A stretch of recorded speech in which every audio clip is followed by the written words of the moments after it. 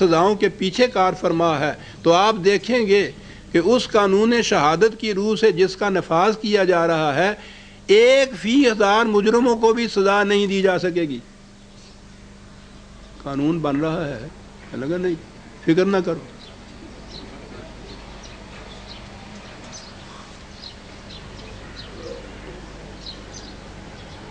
انہوں نے یہ کہا کہ پھر یہ قانون، آپ اندازہ لگائیے ان قوانین کو اسلام کے قانون بنا کی شکل میں پیش کیا گیا ہے، تو گویا اسلام ایسے قانون دیتا ہے کہ قانون تو وہ دیتا ہے، تو شرطیں ساتھ ایسی لگا دیتا ہے کہ ان کے اوپر عمل ہی نہ ہو سکے۔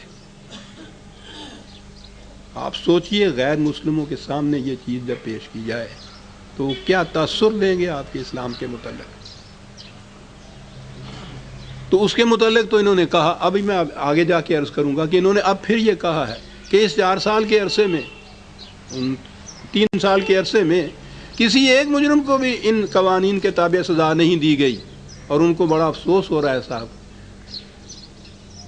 جب یہ پبلک لا نہ بن سکا تو پھر کیا ہوا؟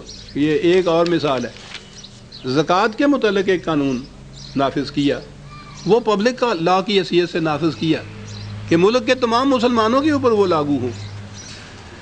فقہ جعفری و کے ماننے والوں نے اس کے خلاف احتجاج کیا، آپ کو معلوم ہوگا اسلام آباد میں انہوں نے احتجاج کے طور پر دھرنا دے کے وہ بیٹھ گئے تھے، انہوں نے کہا ہم نہیں اس کو مانتے۔ یہ قانون تبدیل کرنا پڑا کہ وہ اپنی فقہ کے مطابق عمل کر لیا کریں۔ جب انہوں نے یہ کہا تو باقی فقہوں والے جو تھے انہوں نے کہا کہ اسیں کوئی ستیلی دے آگے، تو قانون بدل کے یہ ہوا کہ ہر فرقہ اپنی اپنی فقہ کے مطابق آزاد دے دیا کرے۔ اس میں ایک دلچسپ نکتہ ہے، بڑا عبرت آموز۔ ملک کے مسلمانوں میں ایسے بھی تھے جنہوں نے یہ کہہ دیا کہ ہم فقہ قرآنی کے مطابق زکوٰۃ دیں گے، تو جواب ملا کہ فقہ شافعی، حنبلی، مالکی، جعفری جو ہے وہ تو ریکگنائزڈ ہے، قرآنی فقہ ریکگنائز نہیں ہے۔ جی میں ابھی عرض کروں گا کہ ساری سازش یہ ہے کہ قرآن نکل جائے بیچ میں سے۔ ابھی نومبر 81 میں صدر مملکت نے یہ تعصب کا اظہار کیا، انہوں نے نظریاتی کونسل سے خطاب کرتے ہوئے اسلامی قوانین کے نفاذ میں سست روی پر فکر مندی کا اظہار کیا۔ صدر نے کہا کہ کونسل کو اس بات پر بھی غور کرنا چاہیے کہ اس کی پچھلی سفارشات پر مبنی قوانین ایک حقیقی اسلامی روح کے مطابق کیوں نافذ نہ ہو سکے۔ کونسل کو ایک تفصیلی تجزیہ کے ذریعے ان خامیوں اور کوتاہیوں کی نشاندہی کرنی چاہیے جو ان قوانین کے نفاذ یا تشکیل کے عمل کے دوران سرایت کر گئی ہوں۔ ان کو افسوس ہوا کہ ان کے اوپر عمل کیوں نہیں ہو رہا، اور ان سے کہہ رہے ہیں اسی نظریاتی کونسل سے جنہوں نے بنائے تھے یہ کہ اس پہ نظر ثانی کر کے دیکھو تو صحیح۔ انہیں پتہ نہیں ہے کہ اس کا یہ جو وجہ ہے کہ عمل کیوں نہیں ہوا، خارج میں اس کی کوئی وجہ نہیں ہے، ان قوانین کے اندر یہ چیز موجود ہے۔ وہ آپ نے جو شرطیں لگا رکھی ہیں ان کی روح سے تو آپ نے خود کہا تھا کہ ان پہ عمل ہو ہی نہیں سکے گا۔ اب پھر وہی کونسل جس نے یہ بنائے تھے اور جن کے نزدیک فقہ کے قوانین میں ذرا تبدیلی نہیں ہو سکتی، وہ اس پہ غور کر کے اس پہ تبدیلی کیا کرے گی؟ میری تعمیر میں مضمر ہے ایک صورت خرابی کی، لیکن وہ قانون تو ان کے نزدیک ابدی ہوتے ہیں، وہ تو ویسے ہی رہیں گے۔ میں نے اس کے مقابلے میں طلوع اسلام میں عرض کیا تھا کہ سرکار قوانین سازی کا جو عمل ہے اس کو تھوڑے وقت کے لیے ملتوی کیجئے، پہلے یہ طے کیجئے کہ اسلام کی روح سے قانون سازی کا اصول کیا ہے، اور پھر آگے چلیے۔ اور اصول میں تو وہ بات آ جائے گی جو میں نے عرض کیا، من لم یحکم بما انزل اللہ فاولئک هم الکافرون۔ قرآن کی بنیادوں کے اوپر اصول بنیں گے صاحب، وہیں سے شرائط آئیں گی، وہیں سے قانون بنے گا، اور اس کے بعد یہ تصور بھی کرنا عزیزان من کہ وہ ناقابل عمل ہوگا۔ خدا کا انکار ہے، اس کے قانون کا انکار ہے، قرآن کا انکار ہے، اور یہ قانون قرآن کا ادنا طالب علم اس کا دعویٰ کرتا ہے کہ بنا کے دیکھیے کوئی قانون، پھر دیکھیے کیسے، یہی نہیں کہ چلتا کیسے نہیں ہے، دنیا اس کی مثال قائم کر دے گی جناب۔ قرآن ہے، خدا کے قانون ہے۔ بہرحال 2 مہینے ہوئے یہ جو رجم کا قانون، میں رجم کی بات کر رہا ہوں، صرف زنا کی، اس کے ناقابل عمل ہونے کا تاثر لے کر ہانگ کانگ سے ایک ویکلی پرچہ نکلتا ہے، ایشیا ویک، انٹرنیشنلی یا بین الاقوامی طور پر وہ اتنا ہی زیادہ شہرت کا مالک ہے جیسے وہ امریکہ کے ٹائمز اور نیوز ویک نکلا کرتے ہیں۔ اس علاقے میں بڑی شہرت ہے اس کی۔ وہ آیا، پہلے تو معلوم ہوا تھا کہ شاید کوئی رپورٹر ہے، لیکن معلوم ہوا بعد میں کہ نہیں، وہ اس کا چیف ایڈیٹر ان چیف تھا، مائیکل او نیل، یا او نیل مائیکل ان کا نام تھا۔ اس نے آ کے صدر محترم سے انٹرویو دیا اور یہی مسئلہ اس نے پیش کیا۔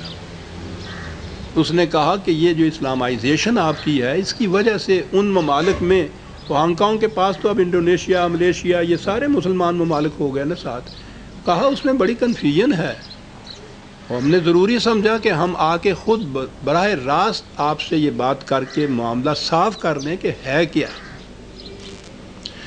یہ اس کا سوال اور اس کے جواب میں انہی کے الفاظ میں، یعنی ترجمہ ان کا اپنے پیش کروں گا، الفاظ بھی اس کے بعد میں سامنے آ جائیں گے اس کے۔ سوال اس نے کہا کہ آپ نے متعدد بار کہا ہے کہ اسلام انسانی زندگی کے لیے مکمل ضابطۂ حیات عطا کرتا ہے، کیا اسلام نے پاکستان کے کسی اقتصادی یا سیاسی مسئلے کو حل کیا ہے؟ یہ لوگ بہت دور تک جاتے ہیں۔ سوال تھا، جواب صدر محترم نے دیا، اسلام تمہارے پورے کے پورے اطوار زندگی کے لیے ضابطۂ حیات ہے، بحیثیت ایک انسان کے، بحیثیت خاندان کے ایک فرد کے، بحیثیت قوم کے ایک فرد کے، بحیثیت اقوام کی عالمگیر برادری کے ایک رکن کے۔ اسلام مسلمانوں کی مملکتوں کی کامن ویلتھ کا نظریہ پیش کرتا ہے۔ اس نقطۂ نگاہ سے وہ تمہارے اقتصادی، سیاسی، مذہبی، تعلیمی مسائل کا حل پیش کرتا ہے، وہ تمہیں رہنمائی اور اصول عطا کرتا ہے۔ یہ جواب تھا انہوں نے دیا تھا۔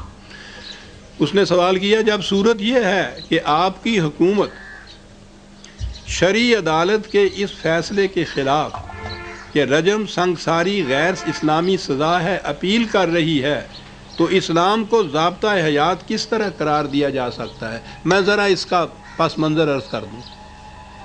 2 سال ہوئے، اس کے خلاف وفاقی شرعی عدالت خود گورنمنٹ کی بنائی ہوئی ہے، جس کا فریضہ یہ ہے کہ اگر کوئی شخص یہ کہے کہ فلاں قانون کتاب قرآن کے خلاف ہے تو شرعی عدالت اس کا فیصلہ کر دے۔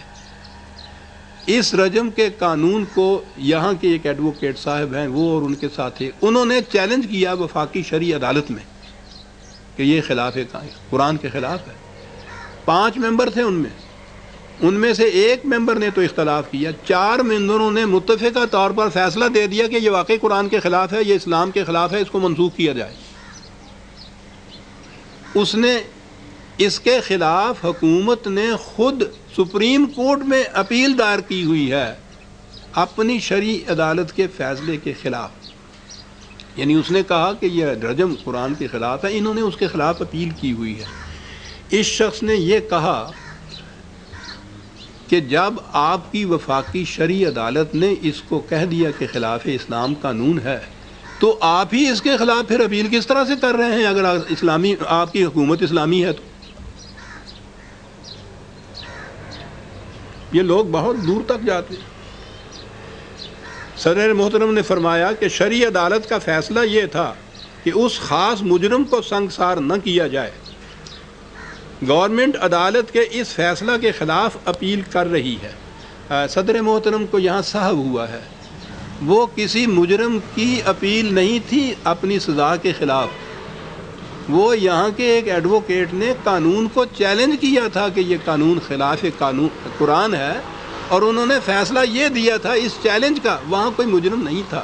بہرحال ایک صاحب ہو سکتا ہے، حکومت کا موقف یہ ہے کہ اس مجرم کو سنگسار کیا جائے، مجرم کی بات ہی نہیں۔ رجم کا قانون یہ ہے کہ اگر یہ ثابت ہو جائے کہ کسی شخص نے زنا کا ارتکاب کیا ہے، اور اس کے ثبوت کے لیے بہت سی شرائط ہیں، تو اس مرد اور عورت کو سنگسار کیا جائے۔